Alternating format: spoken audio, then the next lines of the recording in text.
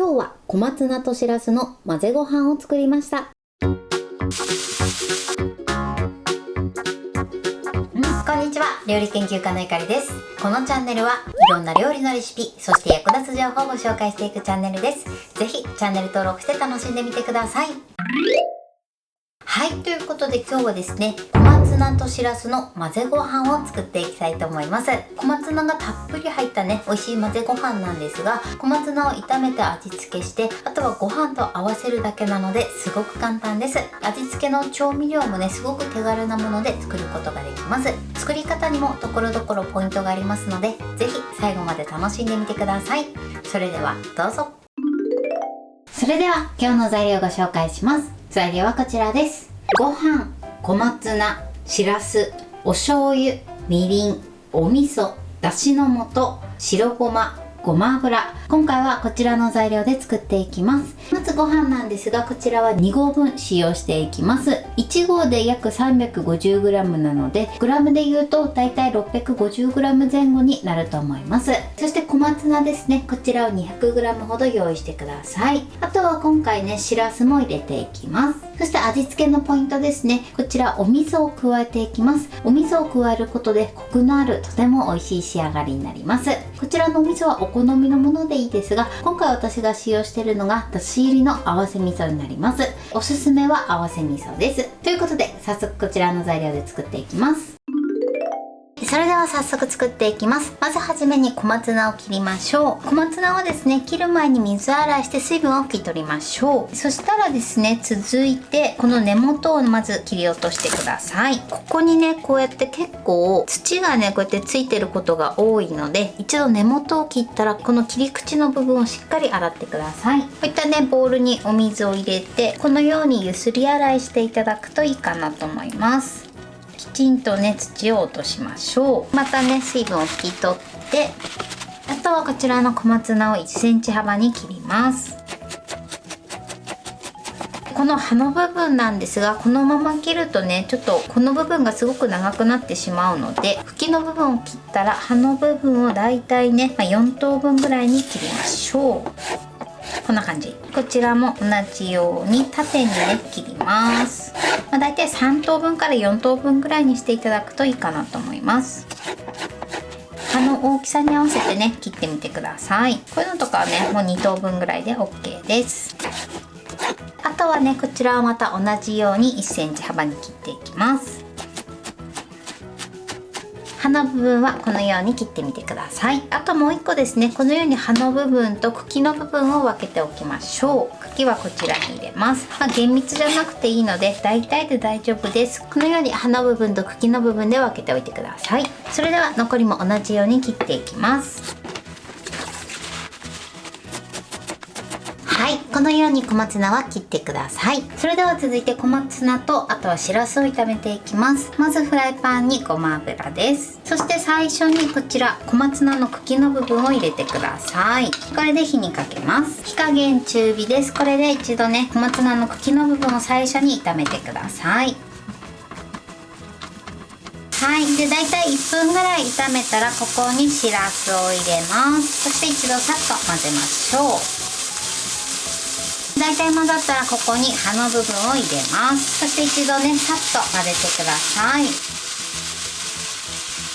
葉の部分がしんなりしたらここにみりんとお醤油、だしの素、そして味噌を入れてください。これでね、一度よく混ぜましょう。味噌がダマにならないようにしっかりね、混ぜてください。だいたい混ざったら続いてここに白ごまを入れます。あとはね、こちら水分が飛ぶまで炒めていきます。ちょっとね、まだこのように水っぽい状態になってます。この水分をね、飛ばしていきます。火加減は強めの中火にしてください。はい、このぐらい水分が飛べば OK です。そしたら火を止めます。火を止めたらこのままね、フライパンの中で仕上げていきます。フライパンで仕上げたくない場合はボウルの中にご飯を入れて、その中にこの小松菜としらすを入れてよく混ぜてください。今回はね、ちょっと洗い物減らすためにね、この中でやっていきます。そしたらご飯をね、この中に入れていきます。温かいご飯ですね。もうね、火は止めた状態で OK です。そしてよく混ぜましょう。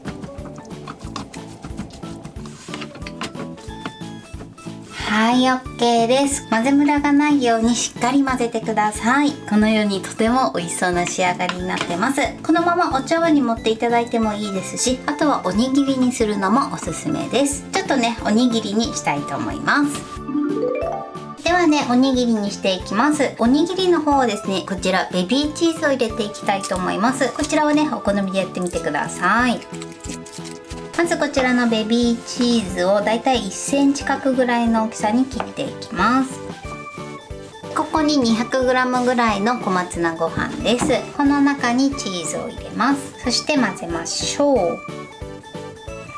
このままね、ご飯で召し上がっていただいてもいいと思います。アレンジとしてね、やってみてください。あとはね、こちらをおにぎりにしていきます。握るときはね、こちらを使っていきます。100円ショップに売っているおにぎりを握る便利グッズになります。まずこの内側をお水で濡らして、そして小松菜ご飯を入れましょう。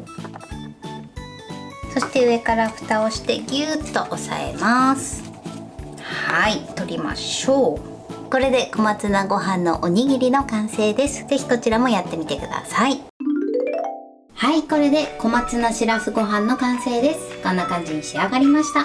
このように小松菜がたっぷり入って美味しそうに仕上がってます。そしてこちらがおにぎりですね。こちらもね、ぜひやってみてください。これで完成です。それでは早速いただきたいと思います。では、いただきます。味にコクがあってすごく美味しいです。そしてこの小松菜にもね、しっかり味がついてます。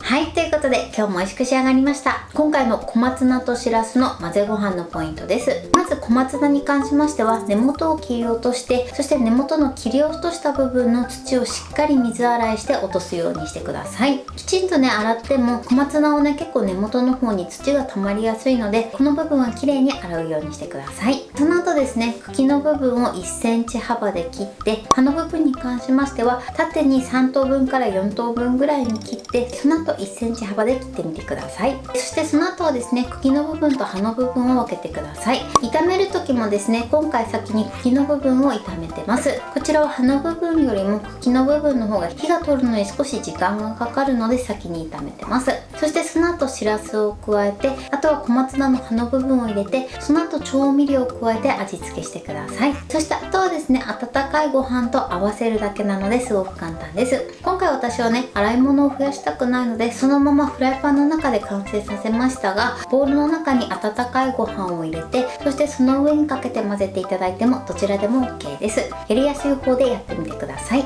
そして今回はチーズ入りのおにぎりバージョンもご紹介しました。こちらもね、チーズ入りになるとちょっとまた味わいも変わってきますので、ぜひこちらもやってみてください。あとはね、こちら冷凍していただけますので、食べきれなかった時はおにぎりなどにして冷凍していただくといいかなと思います。材料は手軽で作り方もすごく簡単です。とても美味しいのでぜひ作ってみてください。はい、ということで今日は小松菜としらすの混ぜご飯を作りました。私のチャンネルでは他にもたくさんいろんな動画を配信してます。ぜひチャンネル登録して楽しんでみてください。そして Twitter、インスタ、Facebook、TikTok こちらにもいろいろアップしていますので、ぜひいいね、フォロー、シェアしていただけたら嬉しいです。よろしくお願いします。ということで今日はこの辺で終わりたいと思います。本日も最後までご視聴いただきありがとうございました。ぜひグッドボタンもよろしくお願いします。それではまた次回の動画でお会いしましょう。バイバイ。